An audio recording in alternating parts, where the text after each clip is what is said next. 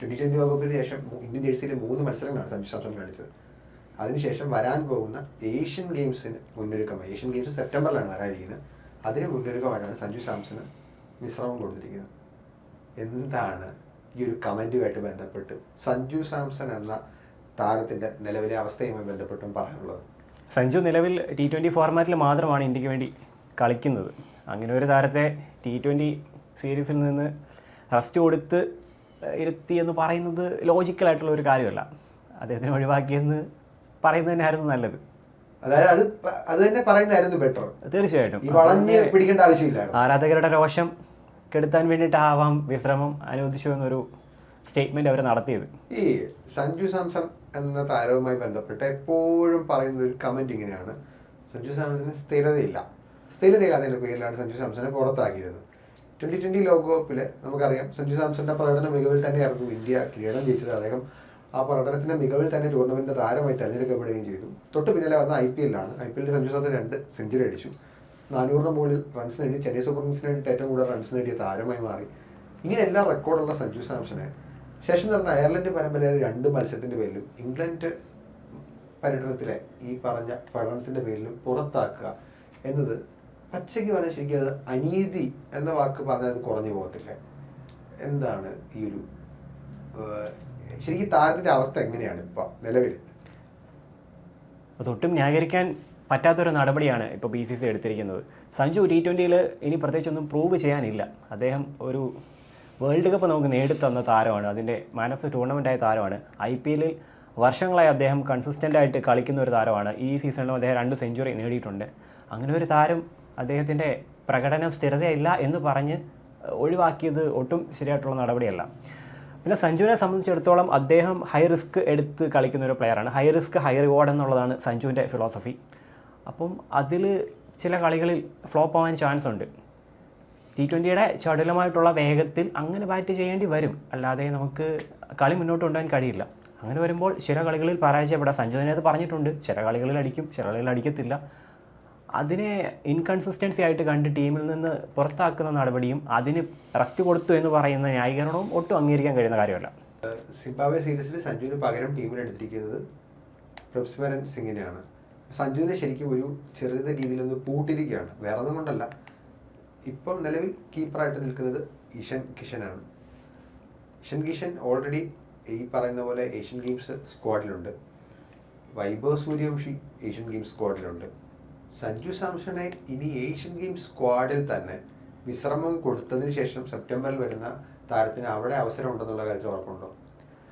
Asian ഗെയിംസിലെ സ്ക്വാഡിൽ അദ്ദേഹം ഉൾപ്പെട്ടിട്ടുണ്ടെങ്കിലും അദ്ദേഹം playing 11 വരുമോ എന്ന് നമുക്ക് ഉറപ്പിച്ചു പറയാൻ കഴിയില്ല. ഈ വൈഭവ് സൂര്യവംശി ഇംഗ്ലണ്ട് പര്യടനത്തിൽ 2-3 മത്സരത്തിൽ മികച്ച പ്രകടനം നടത്തിയാൽ സഞ്ജു സാംസണോടെ ചാൻസ് പോവാണ്. അതെ, ഈ 3 കളി ഈ പറഞ്ഞ പോലെ വളരെ വേഗത്തിൽ പുറത്തായി അധികമൊന്നും പെർഫോം ചെയ്യാൻ സഞ്ജു സാംസണിന് സാധിച്ചില്ല. ആ താരത്തിനാണ് ഈ വിശ്രമം എന്ന ന്യായീകരണം പറഞ്ഞിരിക്കുന്നത്. അങ്ങനെയാണെങ്കിൽ ഈ നമ്മൾ 2024 T20 ലോകകപ്പിലേക്ക് ഒന്ന് പോവാണ്. വിരാട് കോഹ്ലി 2024 T20 ലോകകപ്പിൽ ഉടനീളം മികച്ച പ്രകടനമായിരുന്നില്ല കാഴ്ചവെച്ചത്. ഫൈനലിലാണ് അദ്ദേഹത്തിന് ഏറ്റവും മികച്ച പ്രകടനം വന്നത്. പക്ഷേ Virat Kohli Indian team trust ചെയ്തു. ആ ട്രസ്റ്റിന്റെ പ്രതിഫലനമാണ് അദ്ദേഹത്തിന് കിട്ടിയത്.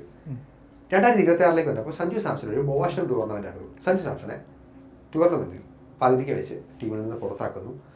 സഞ്ജു സാംസൺ എങ്ങനെയാണ് തിരിച്ച് വെസ്റ്റ് ഇൻഡീസ് സ്ക്വാഡിലേക്ക് വന്നത്? അദ്ദേഹത്തിന് വെസ്റ്റ് ഇൻഡീസ് സ്ക്വാഡിലേക്ക് വരാൻ കാര്യം റിങ്കു സിംഗിന് എൻ്റെ കുടുംബത്തിൻ്റെ ഒരു ബുദ്ധിമുട്ടുണ്ടായി, അദ്ദേഹം മാറി. ആ സമയത്താണ് സഞ്ജു ഗ്യാപ്പിൽ വരിക. അങ്ങനെ ഇല്ലായിരുന്നെങ്കിൽ സഞ്ജു സാംസൺ ലോകകപ്പ് കളിക്കില്ല, നിലവിൽ നമ്മുടെ ചർച്ചകളിൽ പോലും ഉണ്ടാവാനില്ല. ശരിക്കും സഞ്ജുവിൻ്റെ കാര്യത്തിൽ ഉണ്ടാകുന്ന ഒരു ഇരട്ട നീതി ഇന്ന് ഇന്ത്യൻ ടീമിൽ വേറെ ഏതെങ്കിലും ഒരു താരത്തിന് ഉള്ളതായിട്ട് തോന്നുന്നുണ്ടോ? സഞ്ജു സാംസന് കിട്ടുന്ന പോലത്തെ ഒരു പണി. ശരി, 2 കാര്യങ്ങളുണ്ട്.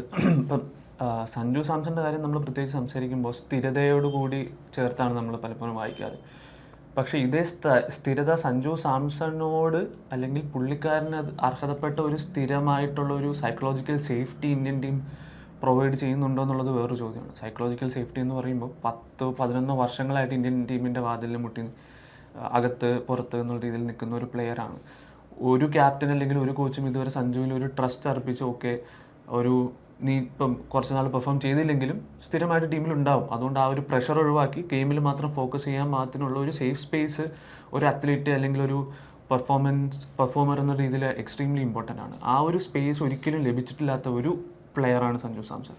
അതേസമയം സഞ്ജു സാംസൺ ഇപ്പോഴും നമ്മുടെ ചർച്ചകളിലും നമ്മുടെ മീഡിയകളിലൊക്കെ നിറഞ്ഞു നിൽക്കുന്നത് പുള്ളിയുടെ ടാലൻറ്റ് ഇന്ത്യയിലെ സാധാരണ ജനങ്ങൾക്ക് മനസ്സിലായി, അതുപോലെ തന്നെ എല്ലാവർക്കും ആ ടാലൻറ്റ് ഒരിക്കലും കാണാതിരിക്കാൻ പറ്റില്ലാത്തൊരവസ്ഥയിൽ നിറഞ്ഞു നിൽക്കുന്നതുകൊണ്ട് മാത്രമാണ്. അതുപോലെ പല പ്ലേയേഴ്സും നമുക്ക് തഴയപ്പെട്ടതായിട്ട് ഇതിനു മുമ്പ് കാണാൻ പറ്റും. ഏറ്റവും വലിയ ഉദാഹരണം ട്രിപ്പിൾ സെഞ്ചുറി അടിച്ചു കഴിഞ്ഞിട്ട് ഇതുവരെ ഒരു ടെസ്റ്റ് പോലും കളിക്കാൻ സാധിക്കാത്ത കരുൺ നായർ. അപ്പം ഉദാഹരണം ഉണ്ടെങ്കിൽ പോലും സഞ്ജുവിൻ്റെ കേസ് പെക്യുലർ ആവുന്നത് ഇത്രയും ടൈം പീരീഡ് ആയിട്ടും ഇന്ത്യൻ ടീമിൽ അകത്തും പുറത്തുമായിട്ട് ഇങ്ങനെ ഉപരിതലമായിട്ടുണ്ടായിട്ടും ഒരു ക്യാപ്റ്റനോ ഒരു കോച്ചിൻ്റെയോ പോലും ട്രസ്റ്റ് പൂർണ്ണമായിട്ട് സഞ്ജുവിന് കിട്ടിയിട്ടില്ല. അതിനുശേഷം മാത്രമാണ് നമുക്കൊരു പ്ലെയറുടെ യഥാർത്ഥ വാല്യൂ, എസ്പെഷ്യലി സ്ഥിരത എന്നുള്ള കമ്പോണൻറ്റിലൊക്കെ നമ്മൾ അളക്കാൻ ശ്രമിക്കുമ്പോൾ ആ സ്ഥിരത ആ പ്ലെയർക്ക് ലഭിക്കുന്നുണ്ടോ, ആ ഒരു ട്രസ്റ്റ് ലഭിക്കുന്നുണ്ടോ, ആ ഒരു കോൺഫിഡൻസ് ടീമിൽ നിന്നും ആരാധകരിൽ നിന്നും കിട്ടുന്നുണ്ടോ എന്നുള്ളതും വളരെ ഇമ്പോർട്ടൻ്റ് ആയിട്ടുള്ളൊരു ഫാക്ടറായിട്ടാണ് നമുക്ക് മനസ്സിലാക്കാൻ സാധിക്കുന്നത്. ഈ 2007 T20 ലോകകപ്പില് ഫൈനലിൽ അതിനിർണായകമായ ഒരു ഇന്നിങ്സ് കളിച്ചത് രോഹിത് ശർമ്മയായിരുന്നു. ആ രോഹിത് ശർമ്മ 2011 ഏകദിന ലോകകപ്പിൽ സ്ക്വാഡിൽ ഉണ്ടായിരുന്നില്ല. പിന്നീട് രോഹിത് ശർമ്മയുടെ കരിയറിലുണ്ടായ വളർച്ച നമ്മൾ കണ്ടതാണ്. പലപ്പോഴും സഞ്ജു സാംസൺ എന്ന താരവുമായി ബന്ധപ്പെട്ട് പറയുമ്പോൾ രോഹിത് തൊട്ട് അദ്ദേഹത്തെ കമ്പയർ ചെയ്യാറുണ്ട്, ബാറ്റിംഗ് ശൈലി, സിക്സ് അടിക്കുന്ന രീതി, ഇതൊക്കെ വെച്ചിട്ട്. സഞ്ജു രോഹിത്തിന് കമ്പാരിസൺ നമ്മൾ നടത്തുവാണെങ്കിൽ രോഹിത് ശർമ്മ എന്ന താരത്തിന് ഒരു സമയത്ത് അദ്ദേഹത്തിൻ്റെ ക്യാപ്റ്റൻ കൊടുത്ത, ആ സമയത്ത് മാനേജ്മെൻറ്റ് അദ്ദേഹത്തിൽ അർപ്പിച്ച വിശ്വാസത്തിൻ്റെ 100-1 സഞ്ജുവിൽ അർപ്പിച്ചിരുന്നെങ്കിൽ എന്ന് നമുക്ക് തോന്നിയിട്ടില്ലേ? പലപ്പോഴും ഇപ്പം ഡയറക്റ്റ് ഒരു കമ്പാരിസൺ മേ ബി പോസിബിൾ ആയിരിക്കില്ലെങ്കിൽ പോലും ഇപ്പം രോഹിത് നമ്പർ 5 നമ്പർ 6 കളിച്ചു തുടങ്ങി. പിന്നെ ധോനി അദ്ദേഹത്തിന് ഒരു എക്സ്റ്റെൻഡഡ് ഹാൻഡ് കൊടുക്കാനുണ്ടായത്, ഓപ്പണറാക്കി അദ്ദേഹത്തിൻ്റെ ട്രൂ പൊട്ടൻഷ്യൽ റിലൈസ് ചെയ്യിപ്പിച്ചു. നമ്മൾ നോക്കുകയാണെങ്കിൽ സഞ്ജു പല പൊസിഷനിൽ കളിച്ചിട്ടുണ്ട്, പക്ഷേ അത് സഞ്ജുവിന് വേണ്ടി ആയിരുന്നില്ല. പലപ്പോഴും ടീമിൽ നിന്ന് ആരെങ്കിലുമൊക്കെ ഇഞ്ചേർഡ് ആകുമ്പോഴോ ആരെങ്കിലും അവൈലബിൾ അല്ലാതെ ആകുമ്പോഴോ നമ്പർ 5 കളിക്കാം, നമ്പർ 4 കളിച്ചിട്ടുണ്ടാവും, ഓപ്പണർ ഇറങ്ങിയിട്ടുണ്ടാവും, 1 ഡൗൺ കളിക്കുന്നുണ്ടാവും. അത് ടീമിന് എന്താണോ ആവശ്യം അതനുസരിച്ച് ഒക്കെ എവിടെയാണോ ഫിറ്റ് ആവുന്നത് അവിടെ ഫിറ്റ് ചെയ്യാൻ പറ്റുന്ന ഒരു പ്ലെയർ ആയിട്ടാണ് സഞ്ജുവിനെ കാണുന്നത് നമുക്ക് മനസ്സിലാക്കാൻ പറ്റും. അതേസമയം സഞ്ജുവിനെ പ്രയോറിറ്റൈസ് ചെയ്ത് ഓക്കെ നിൻ്റെ ബെസ്റ്റ് പൊസിഷൻ ഇതാണ്, കുറച്ച് നാൾ ഇവിടെ കളിക്കില്ലേ. ഒരു സമയത്ത് ഐ തിങ്ക് ഗംഭീർ ആദ്യമായിട്ട് വന്ന സമയത്ത് Gambhir Suryakumar Yadav combination, captain coach combination വന്നപ്പോൾ സഞ്ജുവിനെ സപ്പോർട്ട് ചെയ്യുമെന്നും സൂര്യ എന്തോ നീ 20 കളി ഫ്ലോപ്പ് ആയാലും പിന്നെയും കളിപ്പിക്കും, ആ ചാൻസ് എടുത്തോളൂ എന്നൊക്കെ പറഞ്ഞതായിട്ട് നമ്മൾ കണ്ടു, അങ്ങനെ കേട്ടിരുന്നു. പക്ഷേ അങ്ങനെ ഒരു അവസരം കൊടുത്തതായിട്ടൊന്നും നമ്മൾ കണ്ടില്ല. കാരണം സഞ്ജുവിന് എപ്പോഴും പകരക്കാരുണ്ടായി വന്നു. ഈ പറഞ്ഞ 10 വർഷങ്ങളായിട്ട് പല ഋഷഭ് പന്ത് ഒരു വലിയ പകരക്കാരനായിട്ട് വന്നു, ഇഷാൻ കിഷൻ ഇപ്പോൾ നിൽക്കുന്നു, അഭിഷേക് ശർമ്മ നിൽക്കുന്നു. അവസാനം വന്നിപ്പോൾ വൈഭവ് സൂര്യവംശി സഞ്ജുവിൻ്റെ സ്ഥാനം തെറിപ്പിക്കാമെന്നുള്ള രീതിയിൽ നിൽക്കുകയാണ്. പ്രഭ് സിമ്രാൻ സിംഗ് വന്നിരിക്കുന്നു. ഇതിനു മുമ്പ് ജിതേഷ് ശർമ്മയായിരുന്നു.